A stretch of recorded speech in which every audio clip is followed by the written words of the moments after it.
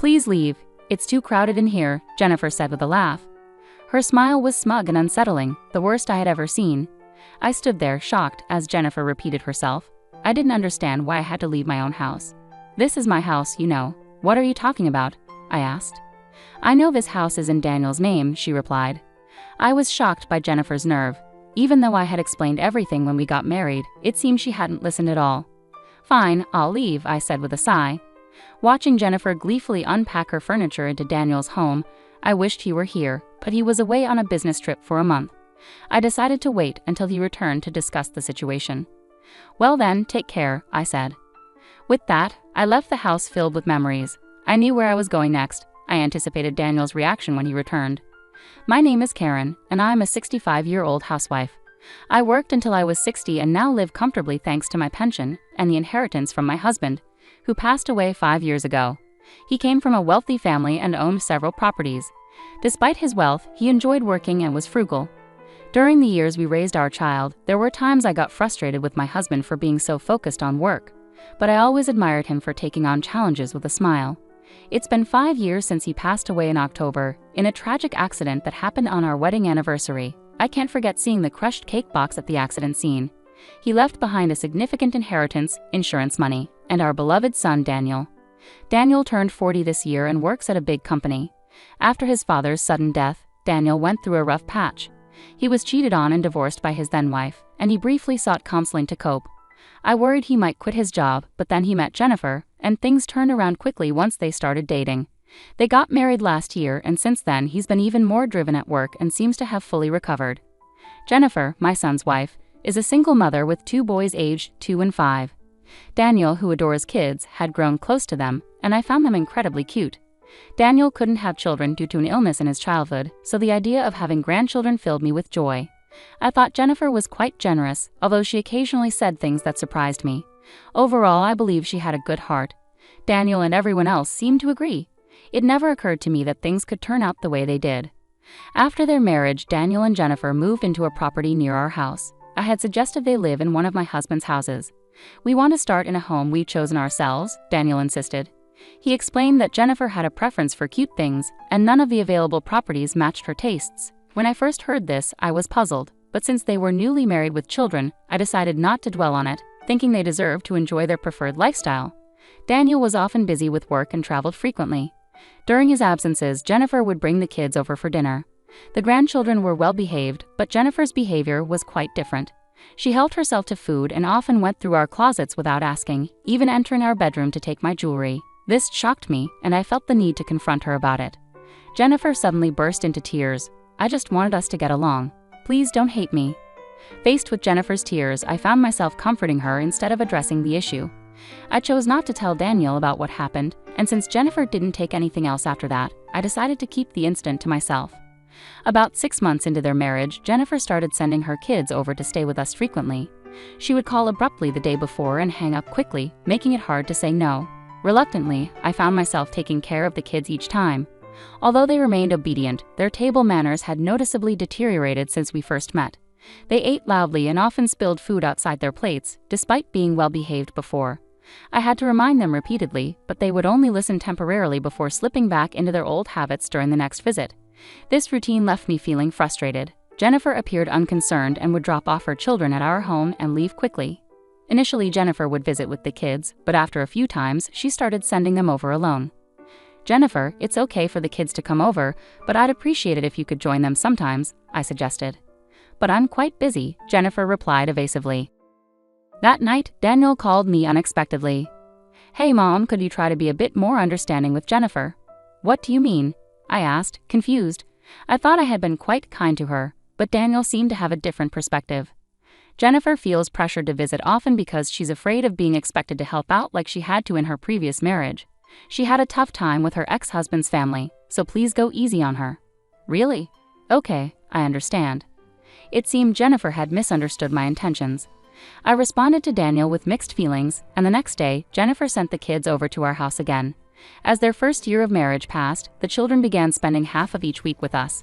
Meanwhile, Jennifer would only visit a few times a month, staying for about 10 minutes each time. I started feeling uneasy about Jennifer, who always seemed too busy to talk. When I asked the children about Jennifer's plans, they would look guilty and shake their heads. Initially, I tried asking a few times, but their reactions made me feel so guilty that I couldn't bring myself to pry further. Then one day, Jennifer unexpectedly came over with Daniel. We sat down for coffee and had a pleasant chat after a long while. That's when Daniel spoke up. "I have something to discuss," he said seriously. "The kids have really bonded with you, and I'm away on business trips often, so I can't spend much time with them. If you're okay with it, I'd like you to move in and help Jennifer out. What do you think?" "Move in? Well, what about Jennifer?" I was taken aback by the sudden suggestion of living together, nearly dropping my coffee cup in surprise. However, I kept my composure and turned to Jennifer. "Karen has always been a tremendous help, and I'd really appreciate her assistance," Jennifer chimed in. "Is that so? Well, I'll need some time to think about it," I replied. Daniel seemed pleased with my response. Knowing him, he must be concerned about my well-being too. I pondered over the proposal for a couple of days and eventually decided to accept. From there, we began clearing out unnecessary items and preparing rooms for Daniel's family and the children. With the kids' help, we finished cleaning up sooner than expected, although the effort left me with daily muscle pain. A stark reminder of my age. Despite the challenges, I successfully cleared out 2 rooms. As I busily cleaned, Jennifer didn't offer to help at all, which made me increasingly uneasy about living with her. Then came moving day. As the movers brought in boxes, Jennifer pulled me aside into the garden. With a puzzled expression, I turned to her, only to be met with a malicious smile. Then, unbelievably, she said something that left me stunned. "Please leave. It's too cramped in here," Jennifer laughed, her smile both smug and unsettling. I couldn't believe what I was hearing. Why was she asking me to leave when it was my house? I was bewildered. "This is my house, you know. What are you talking about?" I asked. "I know this house is in Daniel's name," she replied sharply. Jennifer's assertion left me feeling inwardly frustrated. Despite explaining everything when we got married, it seemed she hadn't paid attention at all. "All right then, I'll leave," I said with a sigh. I watched as furniture that reflected Jennifer's tastes was moved in, and she seemed overjoyed. It would have been better if Daniel had been there, but he was away on a business trip. He wouldn't be back for a month, so I decided to postpone any discussion until then. "Well then, take care," I said as I left the house filled with memories. I already knew where I was headed next. I eagerly anticipated Daniel's reaction upon his return. Without delay, I moved my belongings into my new home. The new home was a villa my husband and I had visited once, filled with memories, including where he proposed to me. While it didn't hold as many memories as our previous home, it held a special place in my heart, as we had planned to spend our second life here together. After finishing unpacking, I relaxed alone on the sofa. The place was very comfortable, thanks to the caretaker's diligent maintenance. I felt a pang of sadness for not seeing the children anymore, but I was prepared to sever ties depending on Daniel's response. A month passed quickly, and around the time Daniel's business trip ended, he called me. I picked up the phone, feeling a bit nervous. "Mom, where are you? There's no space for you here, and we were supposed to be living together. What's going on? Hasn't Jennifer said anything to you?" When I got back, Mom wasn't here, and Jennifer just cries without giving me any answers. "Well then, come to this address I'm about to give you," I replied. I gave Daniel the address and hung up. The next day, Daniel arrived at my new home with Jennifer and the children. When I opened the door, I saw Daniel looking a bit somber and Jennifer appearing pale. "Welcome. Is something wrong?" I asked, concerned. No, nothing," Jennifer replied, visibly tense, while the children looked around with curiosity, especially the 5-year-old who seemed particularly fascinated. I guided Daniel's family into the living room. As they took in the fully furnished space, Daniel seemed to realize that I had no intention of continuing our previous living arrangement. "Hey Mom, why did you suddenly decide not to live together?" Daniel asked, puzzled. "Well, Jennifer should have a good understanding of that, shouldn't she?" I replied. Daniel scratched his head with a slightly irritated expression before recounting what he had heard from Jennifer. "Jennifer mentioned that you didn't like her choice of furniture, right? But that was just for our room. Couldn't you have let it go? She also said she had to buy more furniture for the living room because you moved out." "Oh, so she added more furniture, did she?" I looked directly at Jennifer, who twitched nervously. Her lips curved slightly upwards, as if she believed Daniel wouldn't believe my side of the story without proof. "Jennifer, why lie?" I asked plainly. "I haven't lied about anything," Jennifer replied, tears welling up in her eyes. Daniel immediately stepped in to console her, seeming to view me as the source of the conflict. Meanwhile, the grandchildren hung their heads behind them, avoiding eye contact with Jennifer. I let out a frustrated sigh. "Jennifer, stop the fake crying. The children can see right through it." "That's awful, Daniel. I'm really not lying. Please believe me, Jennifer pleaded, clinging to Daniel and burying her face against him. Despite her words, her voice lacked genuine emotion. I felt annoyed with Daniel for siding with Jennifer in this situation. Mom, Jennifer may have made mistakes, but leaving without discussing it isn't right. Can't we try to work things out? Daniel pleaded. Well, I do owe you an apology for leaving abruptly, but any reconciliation with Jennifer will have to wait until you hear this, I replied, tapping my mobile phone. Immediately, a voice played out loud, causing Jennifer's face to turn pale. You recorded it? I accidentally hit the video button while trying to capture the kids playing. The recording continued without my realizing. The voice from my phone sounded unlike Jennifer's usual tone, and Daniel looked bewildered, shifting his gaze between my phone and Jennifer. Jennifer was the one who asked me to leave. I was just following her instructions, I clarified. Is this really you, Jennifer? It can't be, Daniel demanded, pushing away from Jennifer, who clung to him, and asked her directly. However, Jennifer remained silent, staring at the ground. Daniel's frustration grew as he raised his voice, demanding answers from Jennifer. It's not true. Are you taking Karen's side? Jennifer managed to protest weakly, but the recorded voice clearly called out the children's names, leaving no room for doubt. Despite Daniel's persistence and Jennifer's attempts to dodge the truth, the situation became wearisome. Finally, Jennifer slipped up in exasperation. I never wanted to live with someone else in the first place. What? You were the one who wanted Mom to live with us, Daniel said, clearly shocked by this revelation. Jennifer defiantly explained her reasoning. Exactly. I couldn't understand why Karen was living in a house under your name while we had to rent. I wanted a home of our own. It appeared Jennifer was worried about being judged for living in a rental property after marrying again.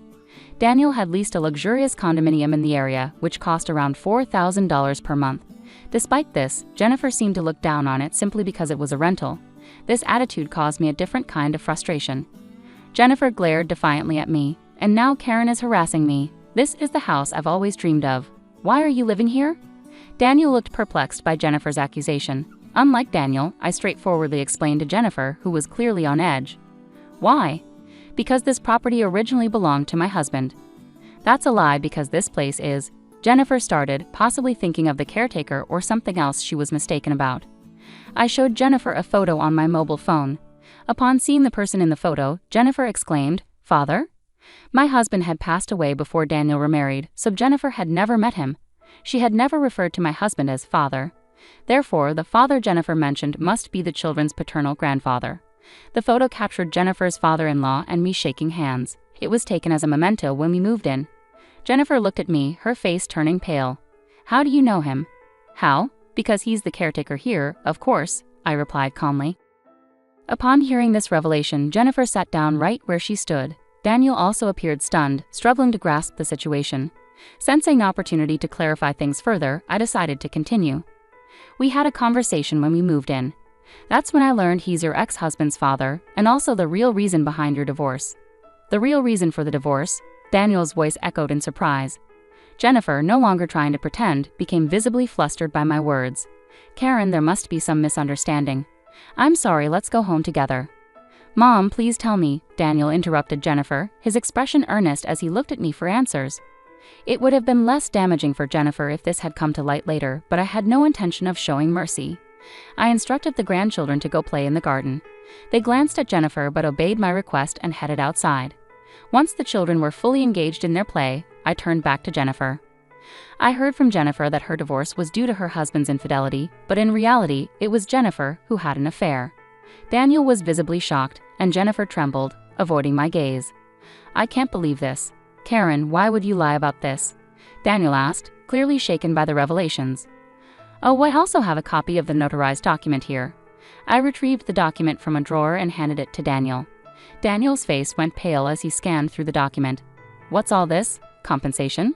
Custody to be revisited once the child can choose? Meeting before remarrying? I was never told about any of this. That's right. The other family also claimed they weren't informed about the remarriage, I added. Jennifer stared down, her face drained of color. Daniel sighed heavily and turned to Jennifer, his expression now devoid of his earlier kindness. Remember when I got divorced because I was cheated on? What did you say then? That the one who cheats is entirely at fault, right? Unforgivable, right? Yeah, Jennifer muttered quietly. Daniel's voice grew heated in response to Jennifer's silence. So the story about divorcing to escape from your husband's infidelity and extreme control, putting the kids at risk, was also a lie. What's that about? Jennifer appeared unsure how to answer. Daniel's frustration intensified. And didn't you say I would never cheat? Daniel pressed on, his voice sharp with anger.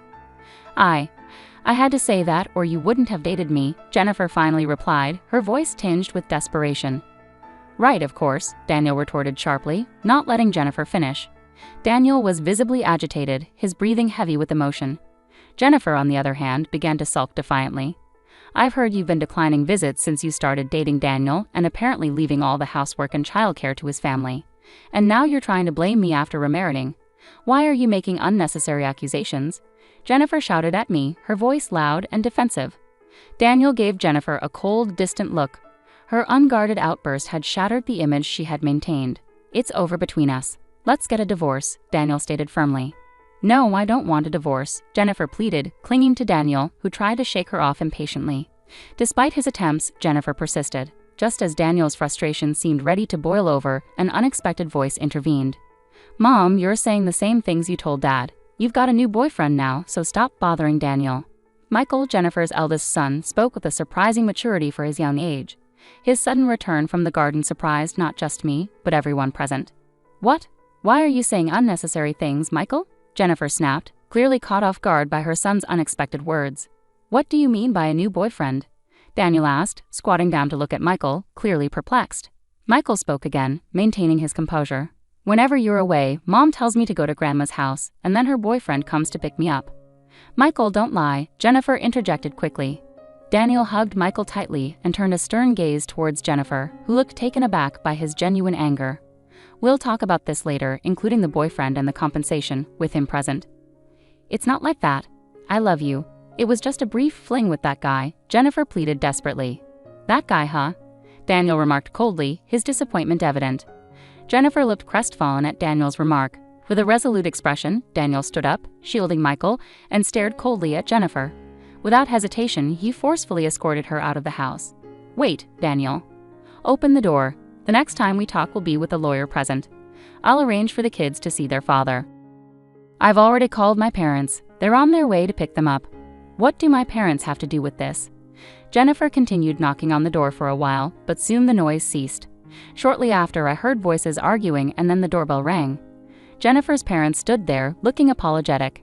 After entrusting the grandchildren to me, they took Jennifer back with them. Later, the grandchildren were safely introduced to Jennifer's ex-husband's family. It turned out that Jennifer had changed her phone number and moved without informing anyone since she started dating Daniel, making it impossible to reach her. Her ex-husband and his parents were overcome with emotion and embraced the children as soon as they saw them. Although Daniel had already legally adopted the children, transferring custody back to Jennifer's ex-husband took some time due to the legal process. It seems Jennifer's life has taken a sharp turn after the consequences of her actions. Her strict reprimand from her parents and her current work situation at a family-run hotel indicate a stark change in her circumstances. With high alimony payments to both Daniel and her ex-husband, she reportedly has little respite from her duties. I can't stand it anymore. I want to quit, she frequently complains, but her relatives are keeping a tight rein on her. Meanwhile, Daniel, having experienced his second divorce, has sworn off marriage and thrown himself into his work. Despite the lingering shock, I recently learned he's reconnected with a childhood friend who lives nearby and is 10 years his junior. They'd occasionally go out for meals together, and this friend even visited me recently to say hello. It turns out she's harbored feelings for Daniel since they were kids and never pursued other relationships because of her enduring affection for him. As a parent, it warms my heart to see that the young girl who once dreamed of marrying Daniel still holds those feelings into adulthood. Daniel himself seems somewhat pleased by this newfound connection. Living in a house where I was proposed to holds immense significance for me. Despite the alterations Jennifer made, the house has been completely renovated and now serves as a rental property. Living here alone, I never feel lonely. It's as if my husband's presence is still nearby. I cherish each day, anticipating the second phase of my life where I'll gather stories to share with him when we're reunited.